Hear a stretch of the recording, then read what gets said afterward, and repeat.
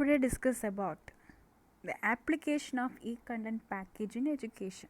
കഴിഞ്ഞ ക്ലാസ്സിൽ നമ്മൾ ഈ കണ്ടന്റ് എന്താണെന്ന് കണ്ടിരുന്നു, അതിൻ്റെ അഡ്വാൻറ്റേജസ് ഡിസഡ്വാൻറ്റേജസ് നമ്മൾ ഡിസ്കസ് ചെയ്തിരുന്നു. ഓക്കെ, ഈ കണ്ടെന്ന് പറഞ്ഞാൽ എന്താ, നമ്മുടെ പല രീതിയിലുള്ള ലേണിംഗ് മെറ്റീരിയൽസ് ഒന്നെങ്കിൽ PDF ആയിരിക്കാം, അല്ലെങ്കിൽ ടെക്സ്റ്റ് മോഡിലായിരിക്കാം, ഇമേജസ്, വീഡിയോസ്, മ്യൂസിക്, അങ്ങനെയൊക്കെയുള്ള ഒരു മിക്സ്ചറിനെയാണ് നമ്മൾ ഈ കണ്ടന്റ് എന്ന് പറയുന്നത്. ഓക്കെ, ഇനി അതിൻ്റെ ആപ്ലിക്കേഷൻ ലെവൽ എങ്ങനെയാണെന്ന് നമുക്ക് നോക്കാം. നമുക്കറിയാം PDF ഓൾറെഡി അറിയാവുന്നതാണ് അല്ലേ.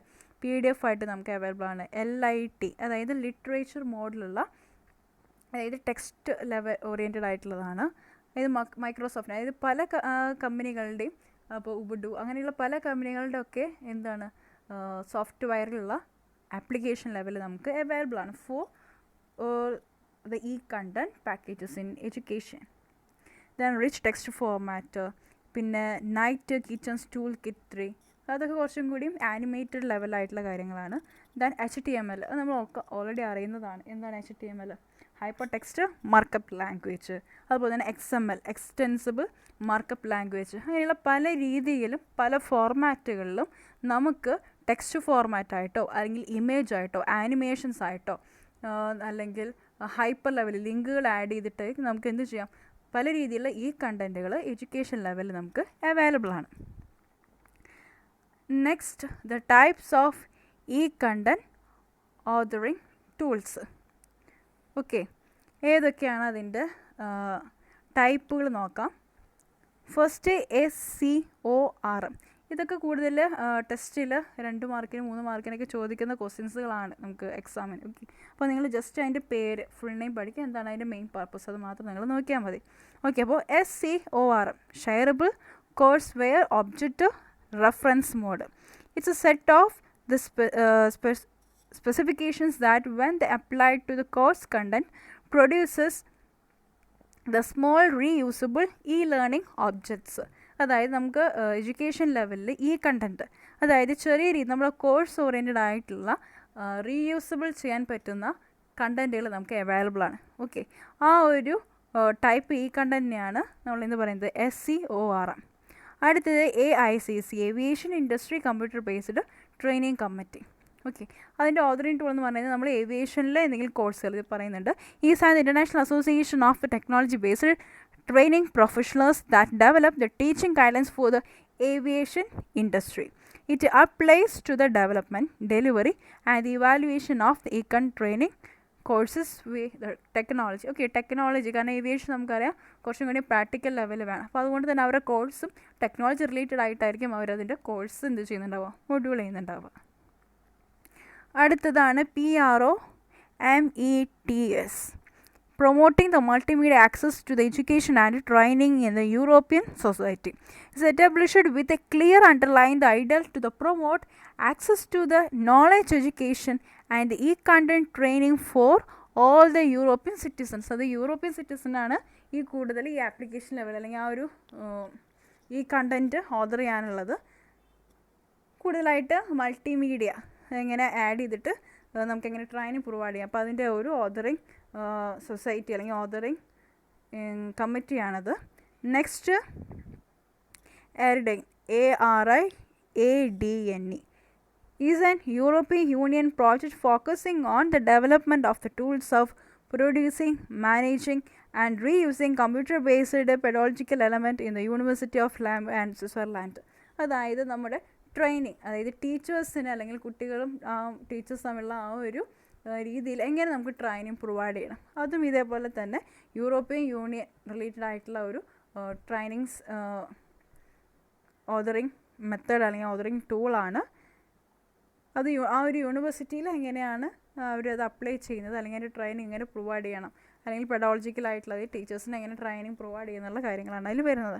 ഇനി അടുത്ത ADL ആണ്, advanced distributed learning initiative. This a programme from the US Department of the Defense and White House Office of Science and Technology to develop the guides needed for the efficient and effective e-content learning. അതായത് US, അതായത് അവരുടെ department of the defence, അതുപോലെ തന്നെ white ഹൗസിലുള്ള അവർക്കുള്ള training provide ചെയ്താണ് science and technology.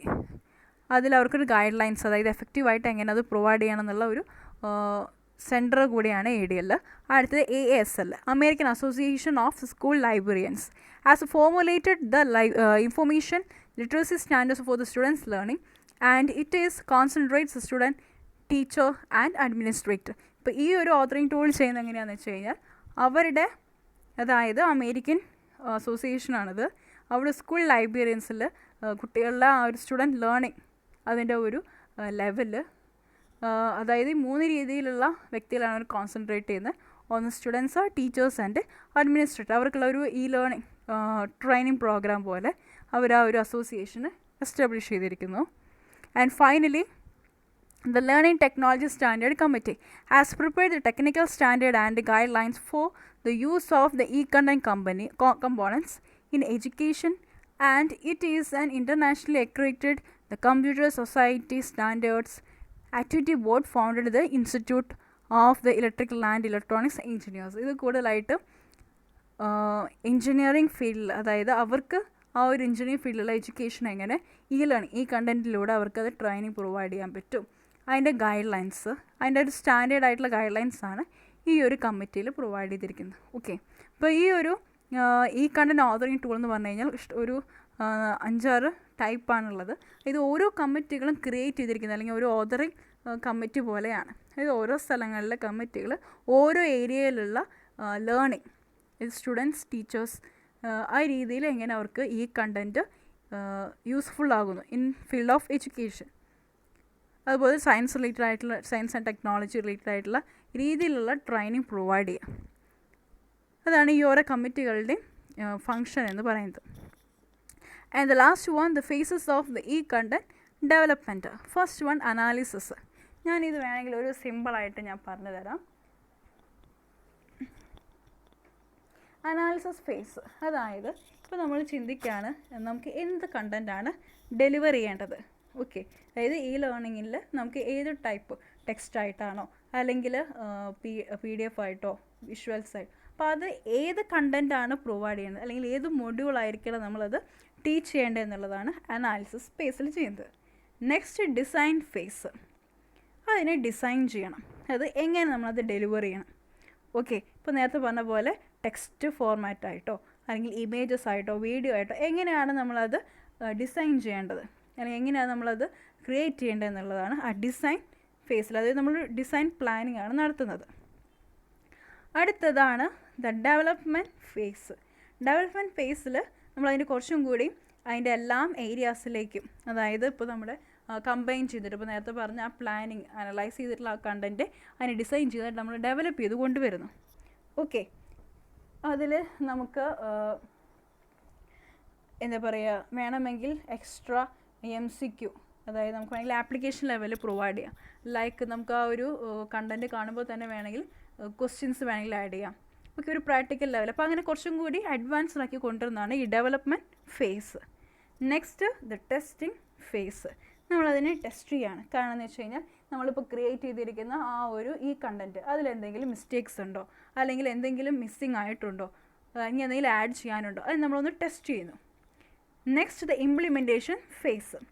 Implementation phase നമ്മളതിനെ കുറച്ചും കൂടിയും എക്സ്പീരിയൻസ് ആയിട്ടുള്ള, അതായത് അഡ്മിനിസ്ട്രേറ്റർ കുറച്ചും കൂടിയും ആ കണ്ടൻറ്റ് ഡെലിവർ ചെയ്യുന്ന രീതിയിലേക്ക് മാറിക്കൊണ്ടിരിക്കുന്നു. ഓക്കെ, നമ്മളത് എങ്ങനെയാണ് അത് ഇൻസ്റ്റാൾ ചെയ്യേണ്ടത്, എങ്ങനെ അത് യൂസ് ചെയ്യണം, അതിനൊക്കെ കുറച്ചും കൂടി അക്യുറസി അല്ലെങ്കിൽ അതിൻ്റെ ഒരു ക്വാളിറ്റിയാണ് നമ്മളിവിടെ ചെക്ക് ചെയ്യുന്നത് ഇംപ്ലിമെൻറ്റേഷൻ ഫേസിൽ. And finally, evaluation phase. നമ്മൾ ഡെലിവർ ചെയ്തിട്ടുള്ള ആ ഒരു കണ്ടൻറ്റ് എഫക്റ്റീവ് ആണോ, അല്ലെങ്കിൽ അത് സാറ്റിസ്ഫൈഡ് ആയോ, ഇതൊക്കെ എല്ലാം ഇത് അല്ലെങ്കിൽ ഇൻസ്ട്രക്ടറിൻ്റെ ഇത് ലേണേഴ്സിനെ അത് എത്രത്തോളം അത് കൺവേ ചെയ്യാനായിട്ട് പറ്റിയിട്ടുണ്ട്, ഇതൊക്കെ നമ്മൾ എന്ത് ചെയ്യുന്നു, ജസ്റ്റ് ഒന്ന് ഇവാലുവേറ്റ് ചെയ്യുന്നു. അതാണ് the phases of the content development. Okay, അത് അനലൈസ് ചെയ്യുക, എന്ത് കണ്ടൻറ്റ് എങ്ങനെയായിരിക്കണം, അതിൻ്റെ സബ്ജക്റ്റ് ഏതാണ് നമ്മൾ എടുക്കേണ്ടത്, എന്ത് ഒബ്ജക്റ്റീവോട് കൂടിയാണ് നമ്മളത് ആ കണ്ടൻറ്റ് ക്രിയേറ്റ് ചെയ്യേണ്ടത്, അത് അനാലിസിസിന് ശേഷം നമ്മളത് ഡിസൈൻ ചെയ്യുന്നു. അത് ടെക്സ്റ്റായിട്ടോ ഫോം ഏത് രീതിയിലേക്ക് വേണമെങ്കിൽ നമുക്കത് ഡിസൈൻ ചെയ്യാം. ദെൻ ഡെവലപ്മെൻറ്റ്, ഇനി എന്തെങ്കിലും കാര്യങ്ങൾ എക്സ്ട്രാ ആഡ് ചെയ്യാനായിട്ടുണ്ടോ, അല്ലെങ്കിൽ കുറച്ചും കൂടി ഫങ്ഷൻ ഓറിയൻറ്റഡ്, അതായത് കുറച്ചും കൂടി സ്പെഷ്യലൈസേഷൻ വേണമെങ്കിൽ നമുക്ക് കസ്റ്റമൈസ് ചെയ്യാന്നുള്ളൊരു ഓപ്ഷൻ ഉണ്ട് അല്ലേ. അപ്പോൾ അതിൽ നമുക്ക് എന്തെങ്കിലും ക്വസ്റ്റ്യൻസ് വേണമെങ്കിൽ ആഡ് ചെയ്യാം, അല്ലെങ്കിൽ എന്തെങ്കിലും ബ്രേക്ക് രീതിയിൽ അവർക്ക് എന്തെങ്കിലും ഒരു ഐസ് ബ്രേക്ക് പോലെ എന്തെങ്കിലും ഗെയിംസിൽ ആഡ് ചെയ്യാം. അങ്ങനെയുള്ള ഡെവലപ്മെൻറ്റ് ഫേസിലാണ് നമ്മൾ ചെയ്യുന്നത്. ടെസ്റ്റിംഗ് ഫേസ് നമുക്കതിൽ എന്തെങ്കിലും മിസ്റ്റേക്സ്, അതായത് നമ്മൾ ഇനി ഈ കണ്ടന്റിൽ എന്തെങ്കിലും ആഡ് ചെയ്യാനായിട്ടുണ്ടോ അല്ലെങ്കിൽ എന്തെങ്കിലും മിസ്സായിട്ടുണ്ടോ, ഓക്കെ, അതൊക്കെ നമ്മളൊന്ന് ടെസ്റ്റ് ചെയ്യുന്നു. ദെൻ ഇംപ്ലിമെൻറ്റ് ചെയ്യുക.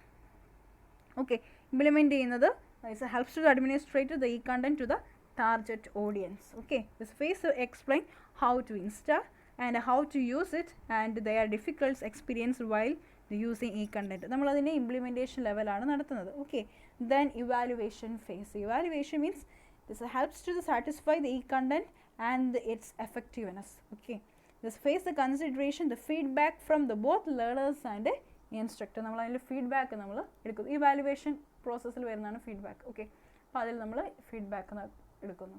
ഇത്രയാണ് നമുക്ക് the phases of the e content development.